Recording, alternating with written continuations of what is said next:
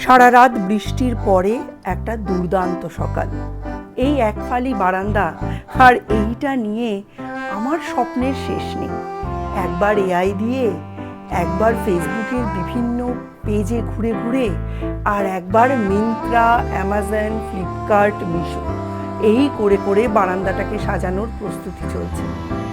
আর তারপর নিচে এসে রোজকার কাজে জোগাড় দেওয়ার আগে কালকের বৃষ্টিতে আমার ছানাপোনাগুলো কেমন আছে একটু দেখে নেওয়ার। আজকের দিনটা সৌম্যর প্রচণ্ড চাপের দিন। চারিদিক বৃষ্টি ভেজা এই সকালবেলায় একটা নতুন দিন সৌম্য শুরু করতে চলেছে। আজকে সকাল প্রায় 8টা থেকে রাত্রির 8টা অবধি সৌম্যর ব্যাক টু ব্যাক পড়া। আর চারিদিকে পেতে দেওয়া এই সবুজের গালচেটাকে দেখো। যতই অসুবিধা হোক না কেন, সকালবেলায় এই ভিজে সবুজ গালচেটার দিকে তাকালেই মনটা ভালো হয়ে যায়। আসলে আমি গাছপালা ভালোবাসা মানুষ তো, অসুবিধা সুবিধা সব কিছু মিলিয়ে মিশিয়ে মানিয়ে নিয়ে মেনে নিয়ে তারপরই বেঁচে থাকা। চলো, অনেক বকবক হয়ে গেছে, কাজের পাহাড় পড়ে রয়েছে। আজকে ভোর 7টা বাজতে না বাজতেই সৌম্যর কাছে অবশ্যই ভোর, সৌম্য উঠে পড়েছে। কালকে রাত্রি 3টে অবধি পড়াশুনো করেছে। আর আজকে হোমওয়ার্কের এতটাই চাপ রয়েছে যে ওকে উঠতেই হয়েছে। বলেই দিয়েছে যে মা 10:30টার সময় ম্যাগি খাবো, আর 11:30 পৌনে 12টার মধ্যে তুমি আমায় একটু রুটি পরোটা করে দেবে, সেটা নিয়েই আমি আকাশে চলে যাব। গরমে এই জিনিসটা থাকলে আর কোনো চিন্তাই নেই। সূর্য গেছে মর্নিং ওয়াকে। প্রথমে শ্রেয়ার সাথে খানিকক্ষণ কথা বললো, এইবার আসছে মর্নিং ওয়াক করে। আমার ছোট্ট বাবা, ছোট্ট।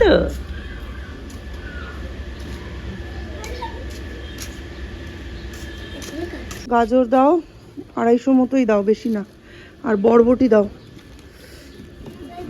এই এত লাগবে না, এটা অর্ধেক। বাবা ছাতা দিয়েছে। আর কি আছে? বড় দেখে দাও, ছোট ছোট। চিনি 1 কিলো মতো দিয়ে দাও। সূর্য, আম খাবি? আম খাবি? 40 টাকা কিলো বলছে আম। নেব? আমাদের গল্পগুলো অল্প সময় ঘর পাতালো, তারপর পথ হারালো তোমায় আমায় নিয়ে। ঢুকে যা, ঢুকে যা ভেতরে, আরো ভেতরে ঢুকে যা। সিটটায় চলে যা, সিটটায়। ওটা তো তোমার টেন্ট। হ্যাঁ, ওইটাই সিট। সিটে বসা। তো লম্বা হয়ে গেছিস, ওই জন্য আর ধরছে না টেন্ট। কি আসে উপরে? দীপ, বেরোবি কটার সময়?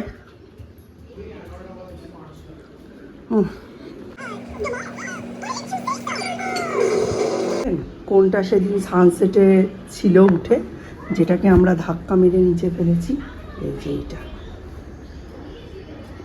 এইটাই হচ্ছে ওর রেস্টিং প্লেস। দেখেছেন? হ্যাঁ, দেখো শুয়ে আছে। বদমাইশের বদমাইশ হলো, চালের উপর ধম করে পড়লো, পড়ে পালালো। দেখবেন কেউ যদি বেরোনোর থাকে আর সে যদি না বেরোয়, যতক্ষণ সে না বেরোবে আপনার কোনো কাজ হবে না।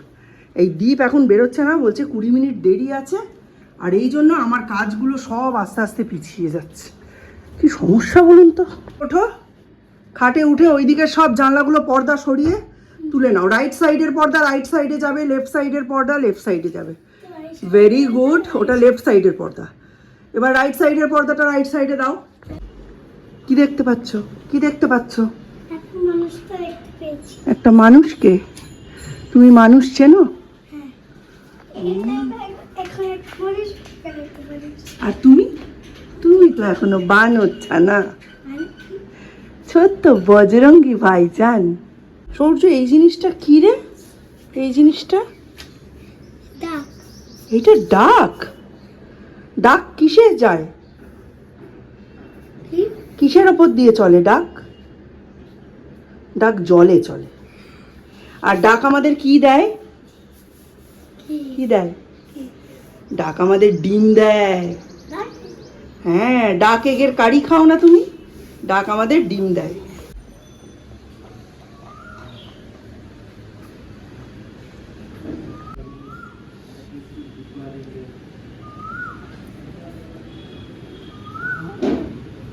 আমার ভ্যাকেশনের হোমওয়ার্ক খাতায় এটা করলেই কিন্তু শেষ হয়ে যাবে, ওই বক্সটায় নয়, তার পাশের বক্সটা।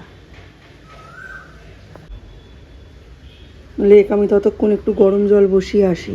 আমি 10 মিনিটও গিয়ে পারিনি, তার মধ্যে চেঁচাচ্ছে হয়ে গেছে হয়ে গেছে। 6টা কমপ্লিট এরকম ছিল না জানেন। দীপকে যদি কোনো কাজ দিয়ে আমি কাজ করতে যেতাম, দীপ সেই কাজটা শেষ করতো, তারপর আপন মনে খেলা করতো, কোনো রকম সমস্যা করতো না। যতক্ষণ না পুরো পড়ার কোটা কমপ্লিট হবে আমাকে ঠায় ওখানে বসে থাকতে হবে, নইলে ও কোনো কাজই করবে না। এটা তো ঠিক নয়, আমার তো সবটা দিক দেখতে হয় না। আর ওভাবে কি একবার কাজে ঢুকে গেলে আবার যদি 2-10 মিনিট দেরি হয় তাহলে আবার পরে মা নতুন করে বসাবে।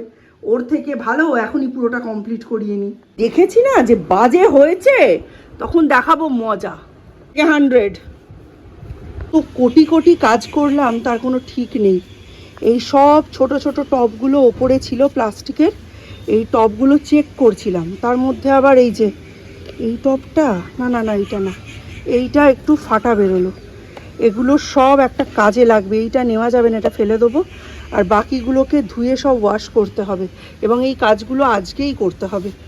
দেখা যাক, চলো এগুলো নিয়ে এখন যাই নিচে। সরস্বতী দিয়ে এসে গেছে, সৌর্য দরজা খুলছে, আমি না গেলে পেরে উঠবে না।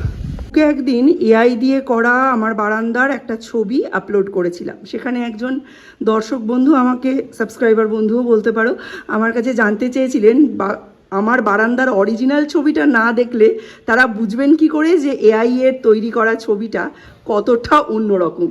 তাই এই যে আমি আমার বারান্দার ছবিটা তোমাদের সঙ্গে ভিডিও করে শেয়ার করে দিলাম। টুকরো টাকরা জিনিসপত্র আছে, বাট অ্যাজ সাচ আমার বারান্দাটা ঠিক এই রকম। এটা আগে পুরোটাই ফাঁকা থাকতো, কিন্তু এই 4-5 বছরে বারান্দাটা অনেকটাই দখল হয়ে গিয়েছিল আমার সংসারের বাড়তি জিনিসপত্রে। বাট এআই যেভাবে আমার বারান্দার ভোলটা বদলে দিয়েছে, সেটা এই ভিডিওটা দেখার পর তোমরা ভালো করেই বুঝতে পারবে। আর আজকে সরস্বতী দিয়ে আসার আগে মোটামুটি ঝাড়াঝুড়ো করে এইগুলোকে পরিষ্কার করা গেছে। বললাম না, ছাদে যাওয়ার আগে আগে এখানে ঝেড়েছি, ওই ছোট টবগুলো এখানে আসবে। তবে এখানে আরও কিছু কাজ বাকি আছে, সেগুলো যেমন যেমন হবে তোমরা দেখতেই পাবে। আর এখানের জন্য একটা পর্দা অর্ডার করা হয়েছে, কারণ ওপরে আমার না পর্দার একটাই সেট, তাই সেটা যখন কাচতে দিই খুব অসুবিধা হয়ে যায়। দিনের বেলা ভালোই লাগে আলো আলো, কিন্তু রাত্রিবেলা একদম ঘরের ভেতরে লাইট জ্বললে বাইরে থেকে পুরোটাই ভিজিবল হয়ে যায়। যে কি ঝামেলায় পড়েছি তোমাদের বলে বোঝাতে পারবো না। আজকে তো দীপ নেই, সেই কারণে ওপরটা পুরো নেড়েছি। ওপর নাড়া মানে বুঝতে পারছো, ওপরের বারান্দা পুরো পরিষ্কার করেছি। সরস্বতী দিয়ে আর আমি ওপরে রয়েছি 1 ঘন্টা ধরে ওপর ঝাড়া মোছা সব করেছি। তার আগে খাটের নিচ ফিচগুলোকে ঝেড়েছি, সব বের করেছি, সব পর্দা খুলেছি। এখন পর্দাগুলো ভেজাতে গিয়ে দেখছি সার্ফ আনতে যাচ্ছি। সার্ফ দিয়ে ভিজিয়ে, একটু উষ্ণ জল মিশিয়ে ভিজিয়ে কেচে মেশিনে ড্রাই করে লাগিয়ে দেবো। পর্দা তো ঝুলে থাকতে থাকতেই শুকিয়ে যাবে। চলো,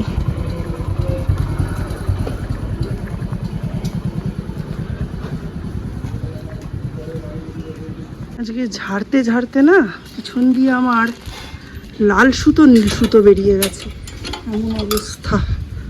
উফ, কি গরম লাগছে।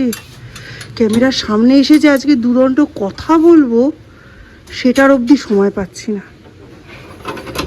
দিদির সাথে গেজিয়ে তারপর কাজ করানো, মানে গল্প করে, তুমি কত ভালো মোছো, তুমি মুছলে ঘরদোর কত চকচক করে, আমি মুছলেও এত পরিষ্কার করতে পারি না, এইসব গল্প করে করে কাজকর্ম করাতে হলো।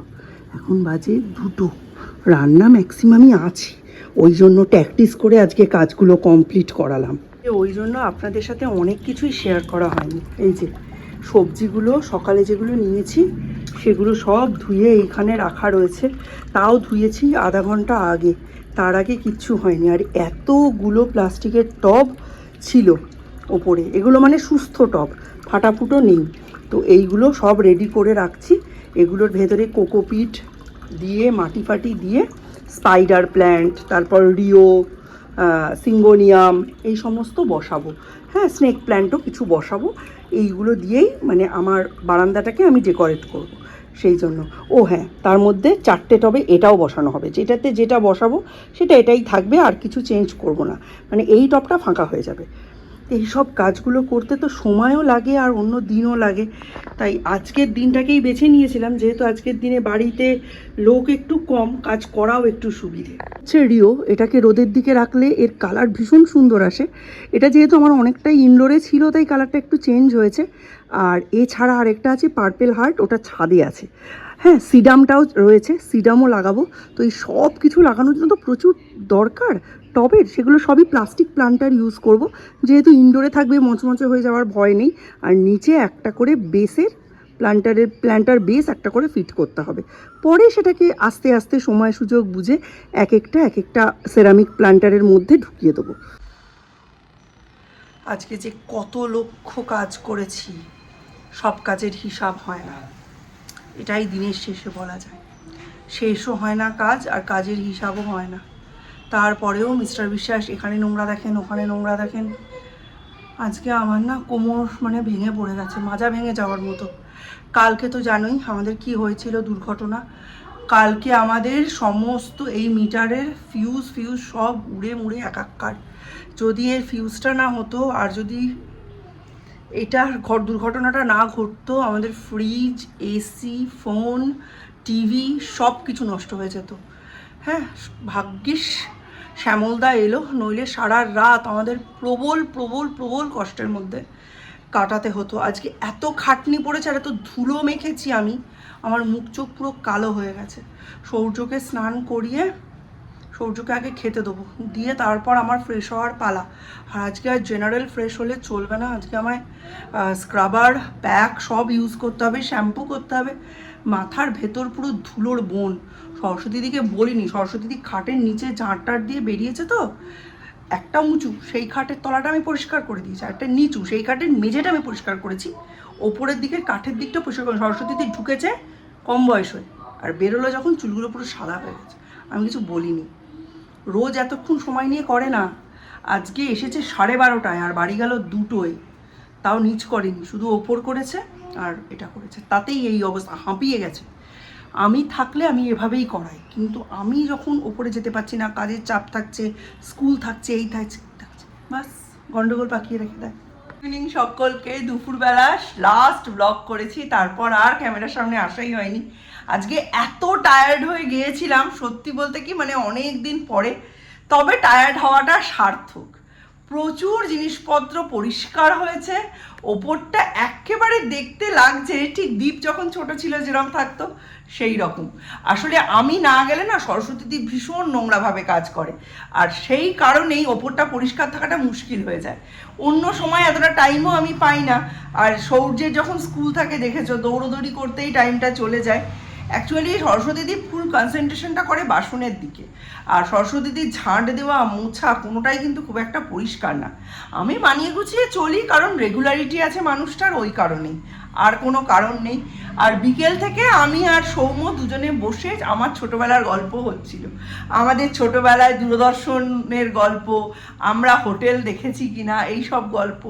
এই সব করতে করতে সৌম্যকে চা দিতেই ভুলে গেছি।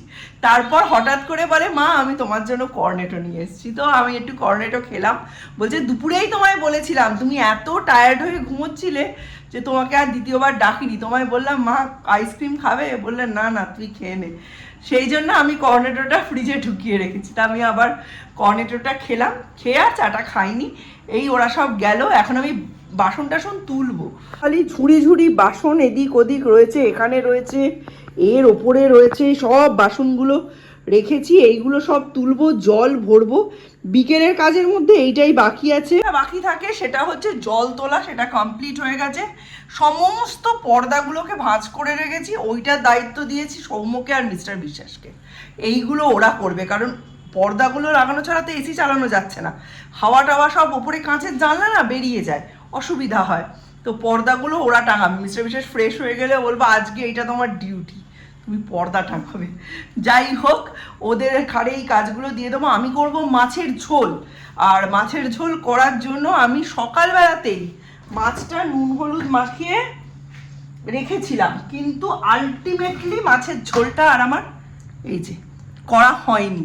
ওই কাজকর্মের দিকে গেলাম, তাই দুপুরবেলা ডাল, ডিমের অমলেট, আর মিস্টার বিশ্বাসরা যেটা টিফিনে নিয়ে গেছেন ওই কুমড়ো, আলু, পটল, মটর দিয়ে তরকারি, ওই দিয়েই আমরা দুজন খেয়ে নিয়েছি, আমি আর সৌর্য। আর আমরা আর কিছু রাধাবেলা করিনি।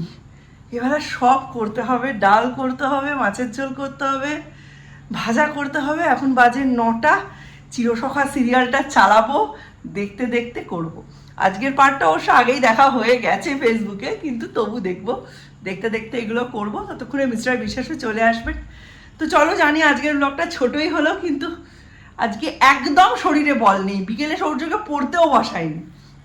তো আজকের মতো ব্লগটা এখানেই এন্ড করছি। দেখা হবে নতুন একটা ব্লগে, ততক্ষণের জন্য tata, bye bye, good night. যদি আমার ব্লগ ভালো লেগে থাকে, যদি আমায় ভালো লেগে থাকে, অবশ্যই চ্যানেলটা সাবস্ক্রাইব করবেন, বেল নোটিফিকেশানটা অন করবেন, লাইক করবেন, কমেন্ট করবেন, আর প্রচুর প্রচুর ভালোবাসা দেবেন।